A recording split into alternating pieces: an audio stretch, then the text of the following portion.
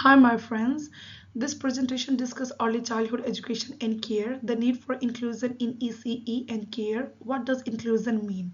To ensure that all children, regardless of ability, background, or learning, are enabled to be engaged in all aspects of their learning environment. Inclusion values diversity, promotes respect, and supports child development, cognitive, social, and emotional. When children feel safe, respected, and confident, they are more likely to be active participants in learning and develop positive sense of self. Slide 2. Why is inclusion important? Participation creates a sense of belonging. This is crucial in developing children's trust in themselves and their self-esteem. It develops children's social skill and peer relationship, providing the opportunity for children to develop cooperative skills and empathy, to develop respect for diversity. Inclusive environments provide children with emotional wellness and resilience, helping children cope with difficulties. Children gain learning through various perspectives, experiences from other children, which prepares them for being members of an inclusive community in the future. Ultimately, inclusion improves children's learning and support their holistic development. Legislative and policy framework. All of these frameworks support inclusive practice. For example, the United Nations Convention on the Rights of the Child provides for children's right to education and participation. The Disability Discrimination Act protects children with disabilities and ensure that they have equal access to education. The National Quality Framework, Childhood Education and Care Programs, and ECEC Code of the Ethics promote the principles of fairness, respect, and equity in professional interaction with children and their families. These frameworks provide the foundation of advocacy and implementation of inclusion in early childhood practice. Inclusive environmental practices. An inclusive environment is essential for children with disabilities and children without disabilities to thrive together.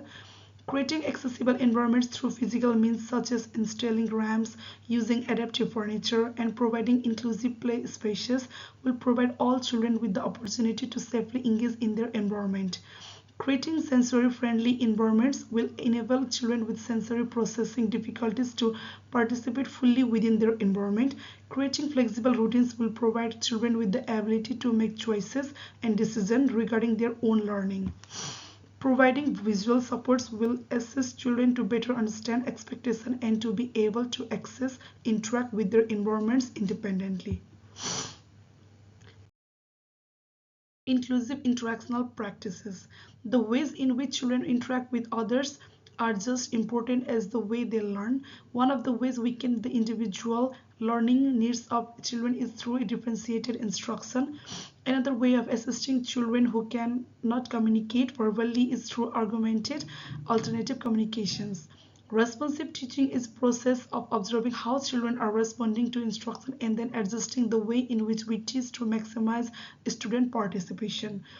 Providing children with positive behavior supports coupled with collaboration with families and specialists can ensure that children's learning, social, and emotional needs are supported to the fullest extent possible. At last, conclusion and advocacy. In summary, inclusion is essential for quality early childhood education. Inclusion improves children's academic, social, and emotional development, and all children benefits of their inclusion in the classroom. It is educators' responsibility to implement inclusive practices, reflect on their practice as educators, and work with families. Advocating for inclusion will guarantee that all children have access to learning opportunities which promote equity and builds upon a community and learning environment that is supportive and inclusive. Thank you.